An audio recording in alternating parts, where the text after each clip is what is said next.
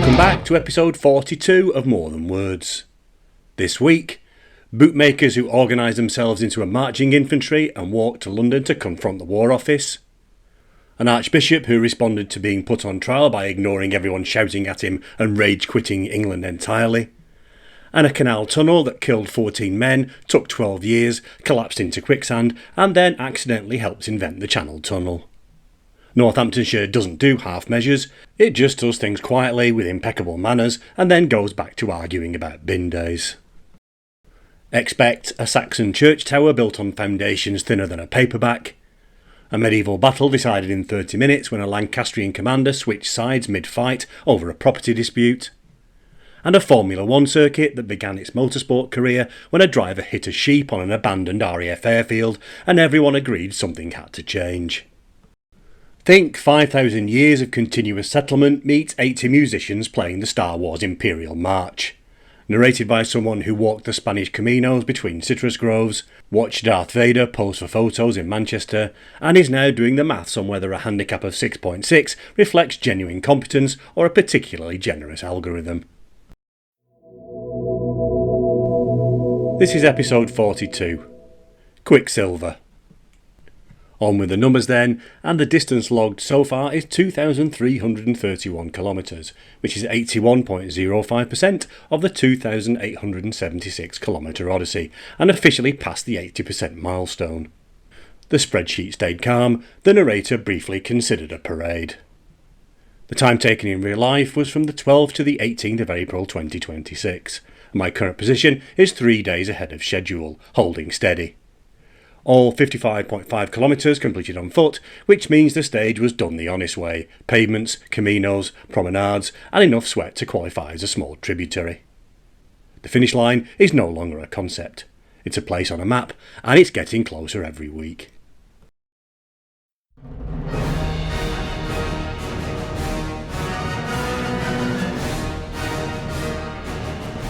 IRL. Revenge of the Stiff. Stage 42 took just 7 days to complete, all on foot, which means I somehow averaged 5 miles a day without once resorting to treadmill panic walking or pacing the kitchen like a man waiting for a kettle to boil.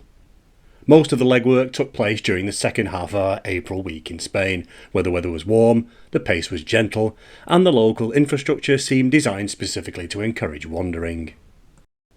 The first 2 walks were out to the next village, De Vieja, via the caminos. Those long, straight, agricultural service tracks that crisscross the Vega Baja, where water is diverted with weirs and distributed by simple gravity through a complex system of aqueducts, canals and drainage channels. In the Alicante region, they're essentially the capillaries of the irrigation system, raised earth or gravel lanes running between citrus groves and artichoke fields, originally built so farmers could reach the irrigation channels that feed the whole plain.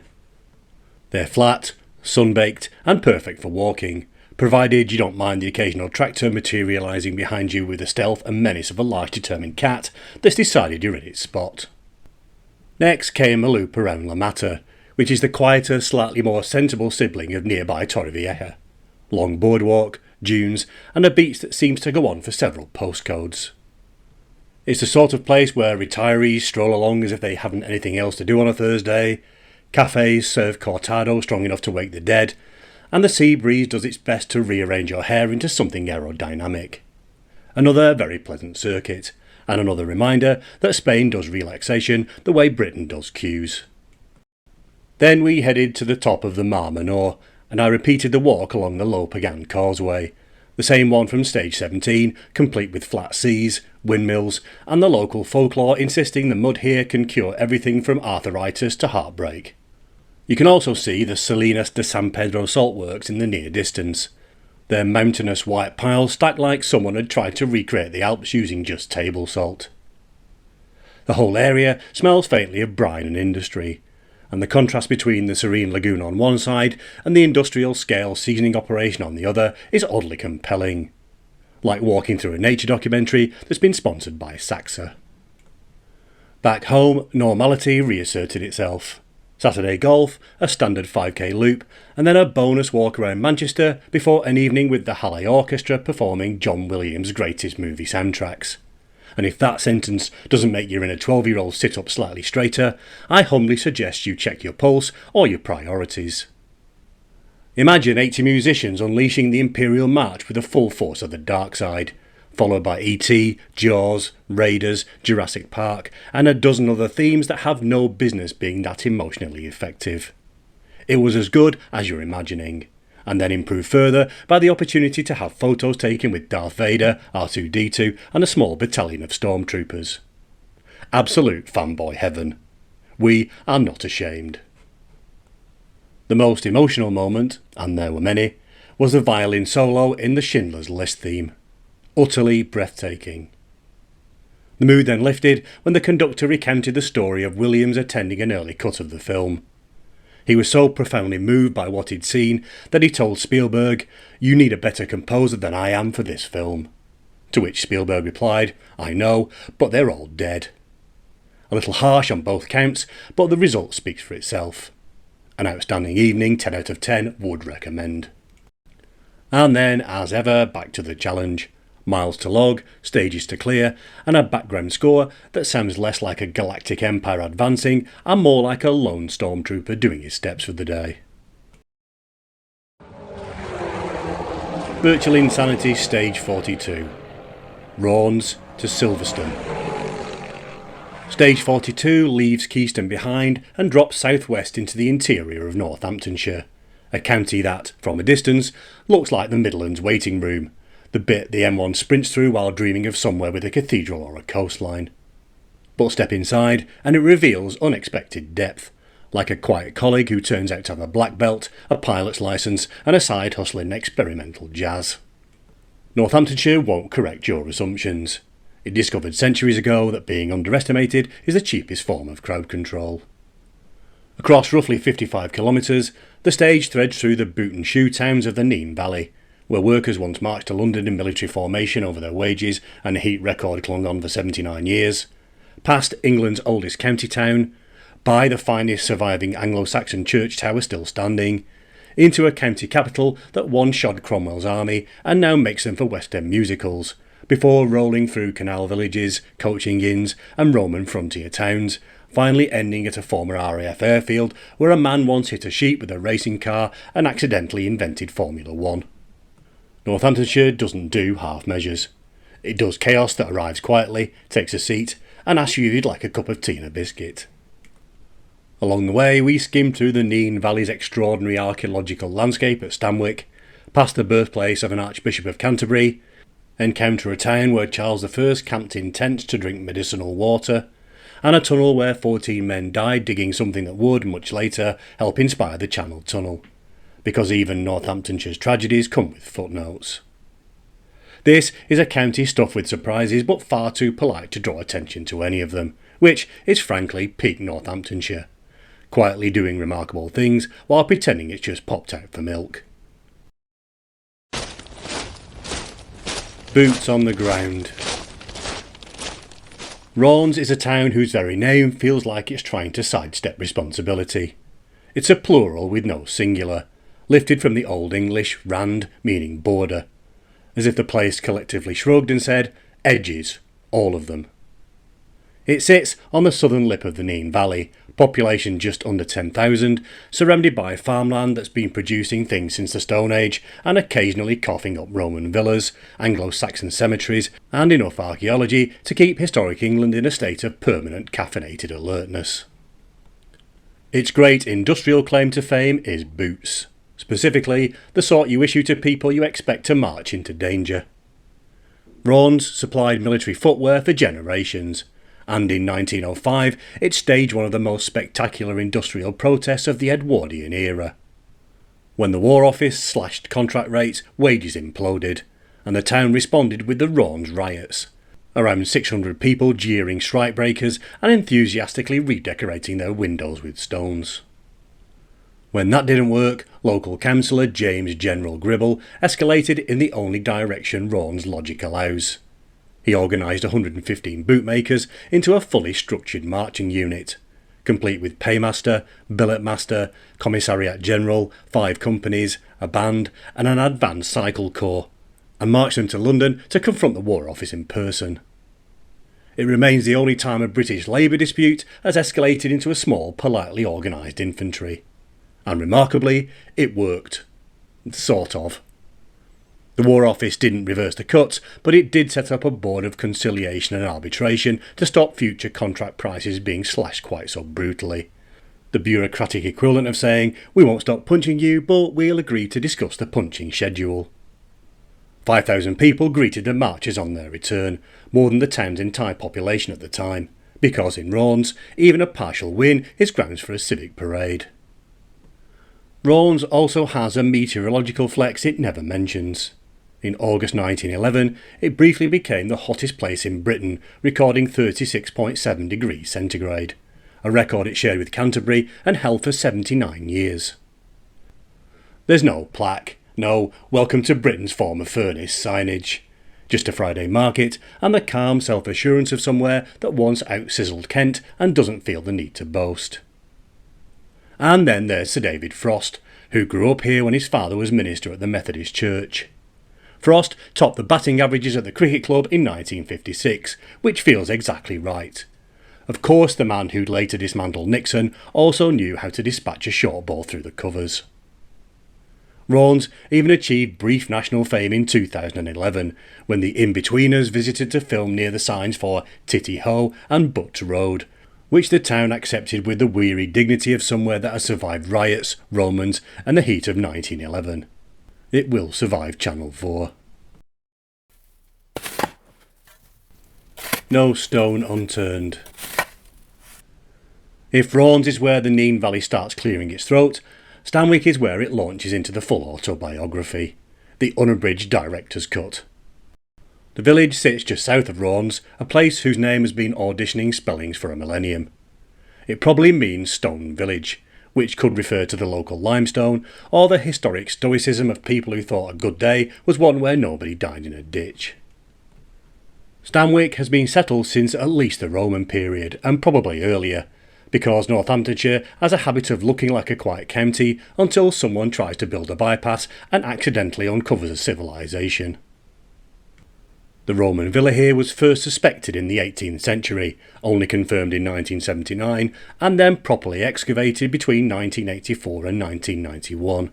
A process that revealed mosaics, pottery, and a villa designed by people who thought subtlety was someone else's department. The village itself moved through agriculture, then leatherwork, then shoemaking, Northamptonshire's unofficial county sport. Between 1762 and 1781, Stanwick produced a higher than average proportion of shoemakers compared to its neighbours, the sort of statistic only Northamptonshire would consider a boast. By the mid-19th century, women were also working in the trade, and by 1890 the first shoe factory had arrived, built by Cave of Rushden, a name that reads less like a factory and more like the secret base of a Batman villain who takes brogues far too seriously. But the real gravitational pull of Stanwick isn't the village. It's Stanwick Lakes, 750 acres of former gravel pits that have been transformed since 2006 into one of the Nene Valley's flagship country parks. It's managed by the Rockingham Forest Trust, which sounds like a fantasy guild but is disappointingly just a very competent conservation charity. The site is now home to birdlife, walking trails, cycling routes and a heritage museum that would stop any casual visitor in their tracks if they knew it existed. Before the gravel extraction began in the 1980s, archaeologists descended on the site and carried out one of the largest excavations ever attempted in the UK. What they uncovered was a 5,000-year occupation sequence. Neolithic tools, Bronze Age barrows, an Iron Age settlement, a Roman villa with mosaics, and a late Saxon hamlet. Essentially, British prehistory served as a tasting menu. The numbers are absurd. 2.5 tons of Roman pottery, 3,750 Roman coins, 16 partially reconstructed mosaics, and 280 large pieces of Roman sculpture. Among them, a pot with a gladiator painted on it, and a figurine of a frog. Proof that even the Romans occasionally bought things just because they made them chuckle. Historic England is still working through the sheer volume of material.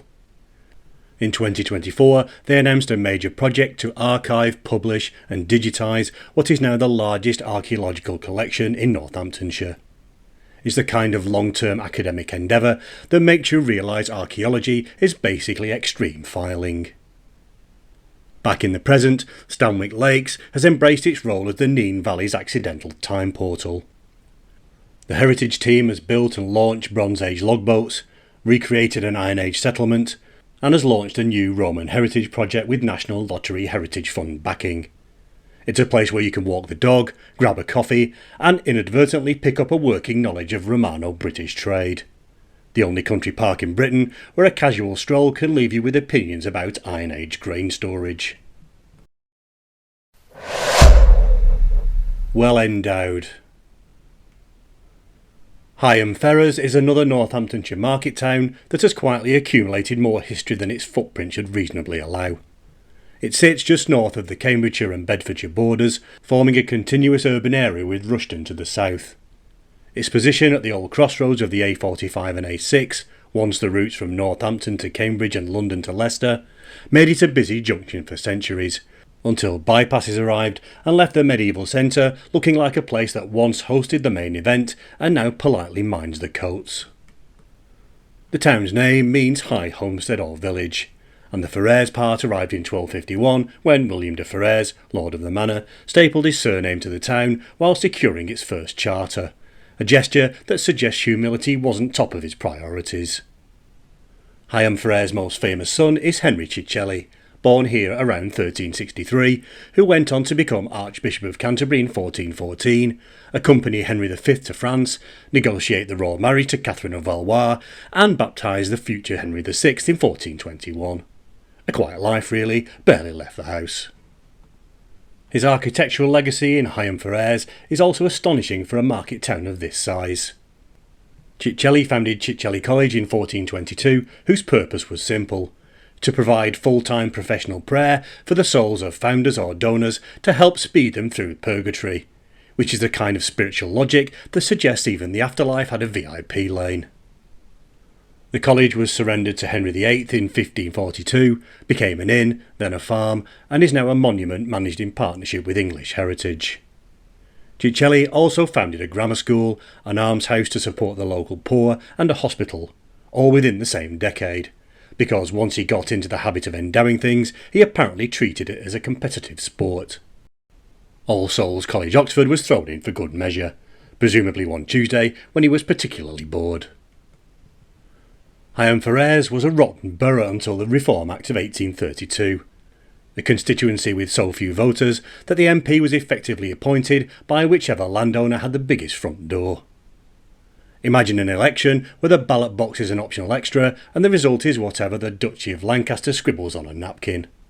Political life here wasn't vibrant democracy, it was an administrative formality with a voting booth attached. The town's market, once a thrice weekly affair, now shows up on the last Saturday of each month like a medieval tradition that's discovered work-life balance. The fairs that once defined the local economy have thinned out, but the sense of civic continuity remains. Higham Ferrers has been doing markets, charters and local governance since the 13th century, and it shows. Recently, Higham Ferrers even held a film premiere, which is already a sentence that needs a moment to sit down, for Higham History, Heritage and Heroes, a documentary celebrating the town's makers, dreamers, doers, and the volunteers who keep its historical machinery quietly humming along. The premiere took place at Holt Methodist Church, because in Higham Ferrers even the red carpet events come with hymn boards. Visitors descended on the town from across the county, filling the venue and proving that Higham Ferrers can still draw a crowd when the subject matter involves medieval bishops, literary figures and a flint axe with a backstory. The premiere ended with afternoon tea because of course it did. The narrator concluded with, "Higham fortunes have risen and fallen, but its spirit endures," which is exactly the sort of line you want at the end of a documentary about a town that's been calmly outliving political systems, monarchs and road layouts for 800 years. Polite society. Rushden sits so close to Higham Ferrers that, from a distance, the two look like a single settlement that's been politely asked to separate for the sake of tidiness. The locals will tell you otherwise, of course, Rushden is very much its own place, with its own history, its own character, and its own long list of things it would like to remind you it invented first. Its name comes from the Old English Rishendanu, meaning rushy valley, proof that Anglo-Saxon naming conventions peaked at describe the thing you're standing in. The broad sweep of Rushden's history is the broad sweep of Northamptonshire itself. Stone Age fragments, Roman leftovers, Saxon beginnings, and a doomsday cameo as Ristine. It spent centuries as a Duchy of Lancaster village before the Victorian boot and shoe boom arrived and turned the place from a rural settlement of a few hundred people into a full-blown industrial organism. At its peak, Rushden had over 100 boot and shoe factories, a number so excessive it feels like the town was trying to shoe the entire planet before anyone else got the idea. Today there are 4, which is less an economic statistic and more the documentary moment where the narrator sighs and looks meaningfully at the camera. The town has had to find other things to be. One of those things is the Rushden Historical Transport Society, operating out of the old 1894 Midland Railway Station, the original terminus of the Wellingborough branch line. A piece of Victorian ironwork so sturdily functional it looks like it was designed by someone who believed trains were the future and roofs should be built to survive the apocalypse. The Society runs a heritage railway, a transport museum, a Gresley buffet carriage, a shop, and most importantly, a CAMRA accredited bar on the platform. The sort of setup that makes you wonder why all pubs don't come with rolling stock and a timetable. It also stages the annual Cavalcade of Transport, a 3-day pilgrimage for anyone who has ever loved a bus, lorry, traction engine or obscure bit of machinery. The kind of event where someone will absolutely corner you to explain the carburettor on a 1952 Scammell. It draws over 25,000 visitors and gives the town the energy of a festival that started small and then accidentally went feral. And through it all, the Society keeps working patiently towards reconnecting the line to Higham Ferrers and eventually Wellingborough. A heritage railway long game powered entirely by optimism, volunteer labour and the belief that one day, one glorious day, Network Rail might answer an email. Rushden's literary claim to fame is H. E. Bates, born here in 1905 on Grove Road and now commemorated with a blue plaque, because nothing says local boy done good like a disc of metal bolted to a wall. He grew up in the town, wandering the Northamptonshire countryside, collecting the landscapes and characters that would later reappear in his fiction. Many of his stories are set in Evansford, Rushden with the serial numbers filed off. His famous creation, of course, is The Darling Buds of May, the book that spawned the hit TV series, launched Catherine Zeta-Jones, and ensured that even people who've never read a word of Bates still somehow know his work. For a town that once tried to shoe the world, a literary legacy is a glow-up. Less stitching leather, more stitching plot lines, and nobody loses a thumb. Misery Business. Wellingborough sits 11 miles northeast of Northampton on the River Nene, its original Anglo-Saxon name meaning the stronghold of Wendell's people. Wendell being an Anglo-Saxon leader about whom we know almost nothing except that he had enough presence to get an entire settlement named after him. The original influencer, before influencing involved energy drinks and discount codes. Wendell walked so TikTokers could run. The modern spelling arrived later, but the Wells came first. 5 of them in fact. Redwell, Hemmingwell, Witcheswell, Ladieswell and Whitewell, all of which surround the town and appear on the coat of arms like a municipal post-it note reminding everyone that Wellingborough was basically a wellness retreat before wellness retreats were invented. For a brief glorious window in the 1620s, the town was fashionable enough that the Duchess of Buckingham turned up to drink the chalybeate waters, the 17th century equivalent of a wellness shot, only with more iron and fewer influences, followed by Charles I and Henrietta Maria, who received the Mantuan ambassador here in 1627 because apparently Wellingborough was, for one summer, the Davos of iron-rich beverages. The waters fell out of fashion, as all wellness trends do, and the town's next major historical event was the Great Fire of 1738, which destroyed much of the centre and forced a rebuild, the 18th century equivalent of turning the town off, waiting 10 seconds and trying again.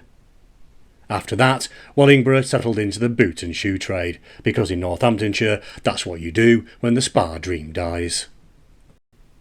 Just up the ridge sits Great Doddington, named for Dodder's Tun, the fortified homestead of an Anglo-Saxon leader called Dodder, recorded in the Anglo-Saxon Chronicle as dying in 833. Dodder probably didn't imagine his name ending up on estate agent brochures promising rural charm and easy access to the A45, but history rarely checks with the family first. The village church of St Nicholas has Norman origins and 4 15th century misericords, those little tip-up seats clergy used to perch on during long services.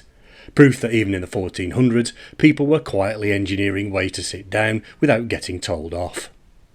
Today, it's a commuter village of about 1,100 people, settled above the Nene Valley it's been quietly overlooking for more than a millennium.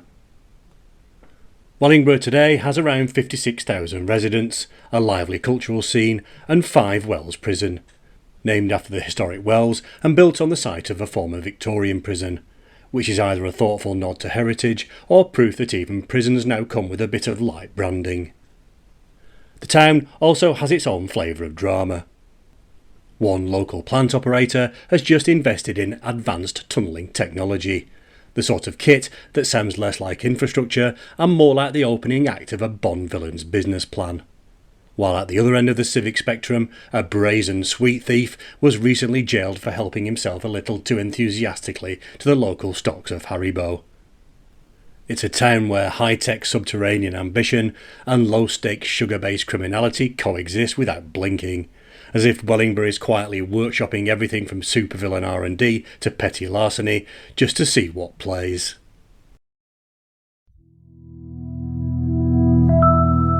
Earl Barley.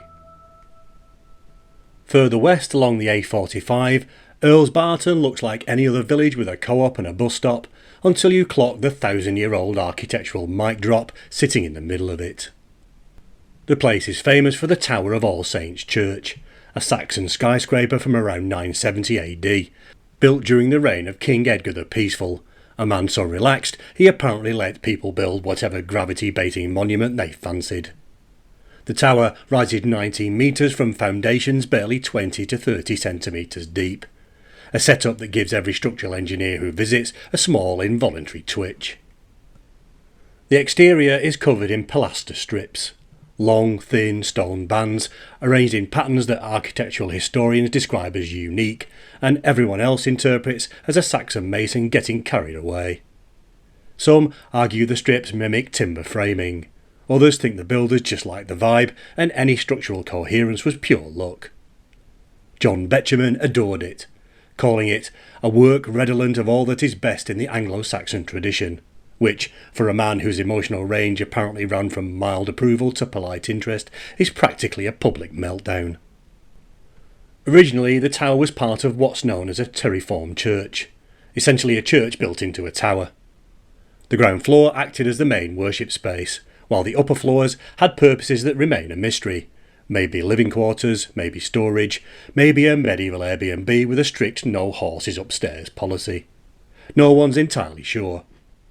What we do know is that late Anglo-Saxon law required any ambitious man hoping to become a thane, basically a nobleman trying to level up, to own, among other status symbols, both a church and a bell tower. So this structure may have been the 10th century equivalent of buying a prestige SUV and parking it where the neighbours couldn't miss it.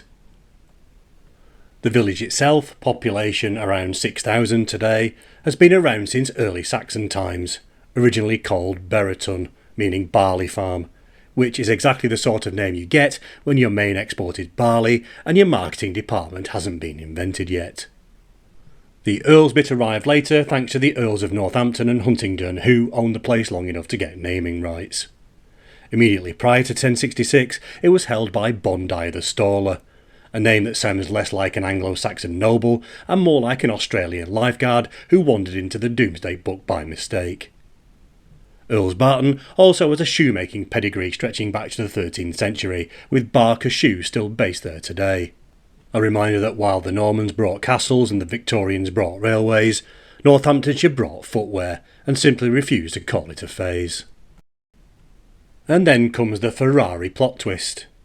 When strike shut down production in Italy, Ferrari turned to John Thompson's engineering outfit on Prince Street. Thompson then drove a completed monocoque to Modena with it tied to the roof of his Ford Granada, as if transporting cutting-edge racing technology in a family saloon was a perfectly normal thing to do.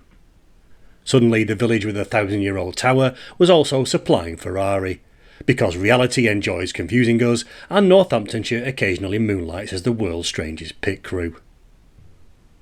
Earls Barton, a place where you can stand beneath a 1,000-year-old tower built on a foundation the thickness of a paperback, buy a pair of handmade shoes, and which briefly doubled as Ferrari's emergency workshop?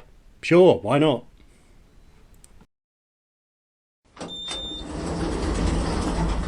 Bucket list. Northampton, county town and the self-declared shoe capital of the world, arrives with the energy of a place that's been important for so long it's faintly insulted you even needed to check.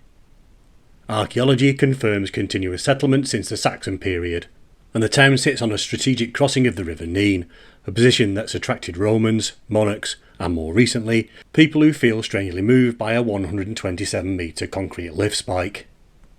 Its medieval castle, now largely erased beneath the railway station, was once one of the major power bases of the English crown.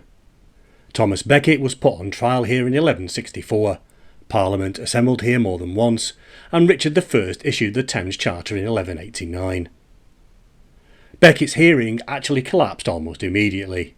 He refused to cooperate, then refused louder, then declared that no secular court had any authority over an archbishop. And with that, he walked out, cross held high, ignoring the shouting behind him, before fleeing Northampton that night and escaping into exile in France. The king was furious, the bishops bewildered, and the castle earned the distinction of hosting the moment an archbishop essentially rage quit England. Today, all that's left is a plaque and a lingering sense that something grand used to be here. But for centuries, this was where monarchs schemed, nobles negotiated, and an archbishop executed what can only be described as a full medieval flounce. The town also staged one of the most baffling half-hours in English military history, the Battle of Northampton in 1460, a confrontation that somehow achieved both excessive preparation and absolute chaos. Henry VI's Lancastrian forces dug in beside Delapre Abbey with a ditch, stakes, and artillery that the rain promptly rendered decorative. Then Lord Grey of Ruthin, commanding the Lancastrian left, defected mid-battle over a property dispute like a man switching broadband providers. The Yorkists walked straight in, and the whole thing was over in about 30 minutes.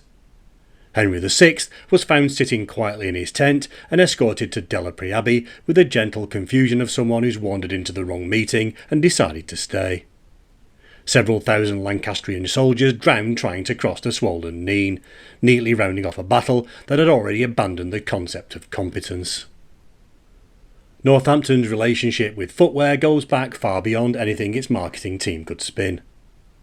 During the Civil War, the town, staunchly parliamentarian, supplied over 4,000 pairs of leather shoes and 600 pairs of cavalry jackboots to the new model army, which seems a lot for 5 hairy blokes from Bradford. And yes, I am aware I've deployed that gag before, although Cromwell would have approved. For a man with the PR of a thundercloud, he apparently enjoyed a giggle. By the late 19th century, it was arguably the boot and shoe capital of the world, home to names like Crockett and Jones, Churches and Trickers. This industrial legacy was unexpectedly revived by Kinky Boots, the musical about a real Northampton factory pivoting to thigh-high drag footwear. It opened on Broadway in 2013, won 6 Tony Awards, transferred to the West End, and put Northampton on billboards in Manhattan, something that does not happen often to Midlands market towns unless they spontaneously combust. Speaking of combustion, Northampton did that too. The Great Fire of 1675 destroyed roughly 3/4 of the town, levelling 600 homes and leaving 700 families homeless. King Charles II donated over 1,000 tons of timber for rebuilding, basically a wooden GoFundMe, and Parliament rushed through a Reconstruction Act in 6 weeks. Daniel Defoe apparently described Northampton as the handsomest and best built town in all this part of England, which is high praise from a man who apparently could find something to moan about in paradise. The town also boasts the National Lift Tower, a 127.5 metre concrete needle built in 1982 to test lifts, because apparently that needed its own skyscraper. It's the only one in Britain and one of two in Europe, which means Northampton is, improbably, a world centre for elevator science. You can abseil down it if you enjoy the feeling of hindsight overtaking you on the way down. Culturally, Northampton punches above its weight. Keeping Up Appearances was filmed here between 1990 and 1995, gifting the world Hyacinth Bucket, pronounced bouquet, as anyone over 45 will gently but firmly remind you. A woman who weaponised social aspiration with the precision of a guided missile. Alan Moore, the town's most famous writer-magician and a man who treats Hollywood like a hexed artefact, was born here and still lives locally. Barhouse, the band that accidentally invented goth, formed here in 1978. The Saints rugby team is one of the most successful in the Premiership, and the Cobblers remain the only football club to rise from the 4th tier to the 1st and then back again in a single decade, like someone opening the door to success only to immediately close it on their own foot. Northampton, medieval power centre, battlefield, shoemaking giant, lift testing capital, home of Hyacinth Bouquet, birthplace of goth, and a town that once burned down and came back better. A broad church, and one with very good footwear. Going underground. Milton Malser is one of those Northamptonshire villages that looks like it was designed by a committee of heritage obsessives and then left to marinate for 900 years. It shows up in Doomsday in 1086 with two manors, one held by William Peveril, the other by Gosfrid Alsolin, essentially the medieval version of two rival management consultants arriving uninvited, declaring joint ownership of your estate, and immediately billing you for the insight. The name is basically Old English wrapped in Norman PR. Middle Tun, Middle Farm, overlaid with the Malsors family, who stamped their surname on it the way tech bros now slap logos on co-working spaces. Today, Milton Malser still wears its sandstone cottages, thatched roofs, and 12th century church like a village that hasn't felt the need to update its wardrobe since the Crusades. The sort of architectural consistency that makes you suspect the parish council agenda has been identical for centuries, just written in progressively neater handwriting. James Harrington, political philosopher and writer of The Commonwealth of Oceania in 1656, lived in the manor house on Rectory Lane. His book influenced the American founding fathers, creating the unusual situation where a cornerstone of US political theory can be traced back to a village with a population roughly equivalent to a moderately successful branch of Wetherspoons. There is, of course, a blue plaque. Milton Malser takes its blue plaque seriously. If a philosopher so much as sneezed here, someone would commission enamel. A mile or two south lies Blissworth, a canal-side village that would be perfectly pleasant if it weren't sitting on top of one of Britain's great subterranean what were we thinking moments. Blissworth Tunnel. At 3,076 yards, it's the third longest navigable canal tunnel in the UK, which is impressive until you learn how it got there. Work began in 1793. 3 years later, the tunnel collapsed into quicksand, killing 14 men. A reminder that the Industrial Revolution was powered by equal parts ambition, mud, and catastrophic miscalculation. The engineers abandoned the attempt and built a temporary horse-drawn tramway over the hill instead, which accidentally became Northamptonshire's first railway in 1801. This is very on brand for the county, inventing a railway by mistake because the ground refused to cooperate. A second attempt began in 1802, and by March 1805 the tunnel finally opened. It has no towpath, so before engines, boatmen had to lie on their backs and leg the barge through, pushing against the tunnel walls with their feet. It required heroic endurance and a calm acceptance that your career had, somehow, devolved into being a human outboard motor. Steam tugs took over in the 1870s, and by the 1980s the tunnel was in such danger of collapse again that it underwent a major rebuild using precast concrete rings, technology that was later adapted for the Channel Tunnel. Blissworth Tunnel, dug by hand, collapsed into quicksand, killed 14 people, took 12 years, and then accidentally helped invent the Channel. As origin stories go, it's practically Marvel ready. All it's missing is a cape. Meanwhile, modern Blissworth continues to be a place where the canal is both scenic backdrop and community identity. It hosts an annual canal festival, has a heritage society with an archive so extensive it could probably reconstruct the village from memory, and occasionally makes the news for low-level rural crime. The kind where police issue a CCTV appeal and the entire village already knows who it is before the article finishes loading. Milton Mouser, for its part, is negotiating the 21st century with the same stoic calm it applied to the 11th. New housing developments appear on its edges, parish newsletters continue to document the eternal struggle with street lighting and bin schedules, and the village remains what it always has been, a calm, compact settlement that's mastered the art of letting Northampton get excited on its behalf. Together, Milton Mouser and Blissworth form a kind of Northamptonshire double act. One gave the world a blueprint for an idealised republic, the other gave it one of the largest and most ambitious engineering projects of the 20th century. Between them, they've contributed more to global history than most villages with fewer than 3,000 residents can reasonably claim. And they've done it with the blasé confidence of places that quietly changed the world and then went back to arguing about bin days. Milk Tray. Crossing the A5, we arrive in Towcester, a place that's been a settlement for at least 5,000 years, a claim it makes with the weary authority of somewhere that's watched entire civilisations rise, fall, and then try to build housing estates on its outskirts. In America, it's probably pronounced Towcester. In Britain, it's pronounced toaster, like the kitchen appliance, if your toaster had several archaeological layers and a Roman bathhouse under the crumb tray. It sits on Watling Street, the Roman motorway from Dover to Wroxeter, and long before that, on the same practical little crossing point Bronze and Iron Age people used because rivers then, as now, refused to move. The Romans called it Lactodorum, probably from Celtic roots, lacto, milk, and duro, fort on low ground, which is either a nod to dairy farming or proof that even Iron Age farmers were dabbling in early product placement. And it was a proper Roman town, walled, ditched, strengthened with brick towers, lined with shops by the mid-2nd century, and furnished with bathhouses, tessellated pavements, and painted plaster. St Lawrence's Church, still standing today, likely occupies the site of a Roman civic building or temple, and you can still glimpse a patch of Roman pavement by the boiler room steps if you know where to look, the archaeological equivalent of an Easter egg. By the 9th century, Watling Street had become the frontier between King Alfred's Wessex and the Danelaw, essentially the agreed-upon do not cross this line between Anglo-Saxon rule in the south and Viking-controlled territory in the north. And Towcester found itself a frontier town, fortified by Edward the Elder in 917 and promptly besieged in 921 for the crime of existing in the wrong place.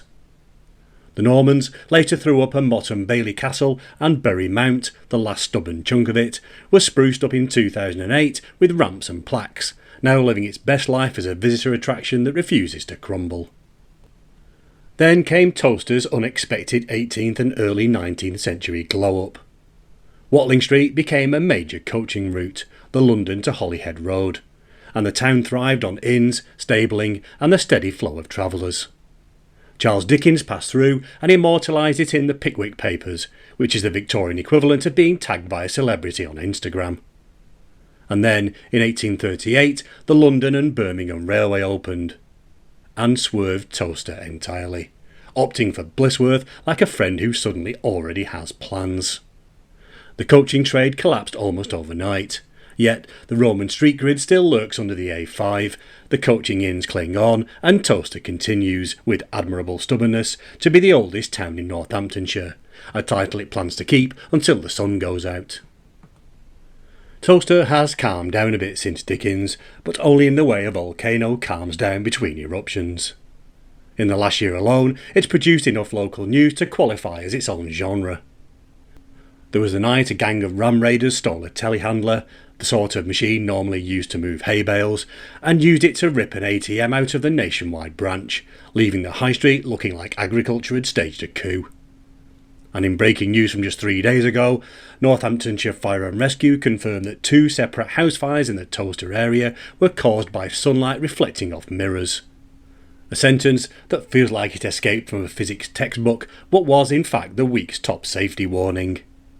Toaster, a time where the Romans built in stone, the Saxons built in timber, and the 21st century is losing a fight with home furnishings. Sheep thrills. Our resting place for this stage, Silverstone, is, in the strictest geographical sense, a field in Northamptonshire. A fact that becomes funnier the longer you think about the global motorsport industry orbiting a place that still smells faintly of tractors. It's also the home of the British Grand Prix, the birthplace of the Formula One World Championship, and the reason a quiet parish on the Bucks-Northants border has more helicopter traffic than Heathrow for one weekend every July. Silverstone is what happens when a field gets ideas above its station and absolutely nails it. The circuit began life not with roaring engines, but with Vickers Wellington bombers, because in 1943 this was RAF Silverstone, a training base for No. 17 Operational Training Unit, where crews learn the art of night bombing over a classic triangular runway layout that still ghosts beneath a modern track. The airfield closed in 1947, leaving behind a caretaker, some sheep, and 3 runways arranged like a geometry problem set by someone who hated pilots. The sheep enjoyed a brief golden age. In September 1947, a group of local enthusiasts held an unauthorised race around the abandoned perimeter roads, 12 cars, no permission, and a circuit marked out with hay bales and optimism. This event, later mythologised as the Mutton Grand Prix, ended when one driver encountered a sheep with poor timing and worse survival instincts. The sheep lost. The car lost. Motorsport history gained a story that Silverstone will never ever live down. Sensing potential, and perhaps wanting to avoid further livestock casualties, the Royal Automobile Club leased the site and commissioned a proper circuit. On the 30th of September 1948, Silverstone hosted the first official British Grand Prix.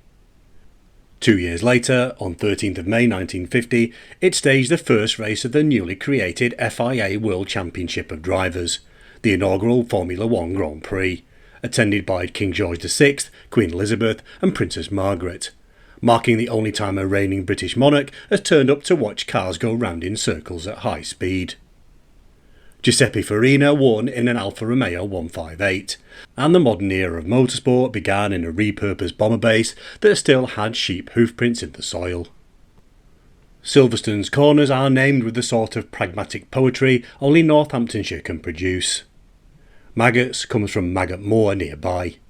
Beckett's and Chapel honour the demolished chapel of Thomas Becket, flattened in 1943 to make room for the airfield. Stowe nods to the school. And the Wellington Strait sits directly on one of the old runways, named for the bombers that once thundered down it. The Hamilton Strait, renamed in 2020, acknowledges the most successful British driver in F1 history, a rare moment when Silverstone updated something without first consulting a parish council. Today, Silverstone is a 720-acre motorsport ecosystem. Circuit, business parks, the Silverstone Experience Museum, and even the Aston Martin F1 team's new factory just outside the gates. During the British Grand Prix, it becomes the busiest helicopter landing zone in the UK, briefly overtaking Heathrow, which is either impressive or deeply worrying depending on your view of rotor blades. The sheep are long gone. The Wellington bombers have been replaced by cars doing 300 km per hour through corners named after the landscape they obliterated. And every July, 100,000 people sit in traffic for 3 hours to watch it happen, and wouldn't have it any other way.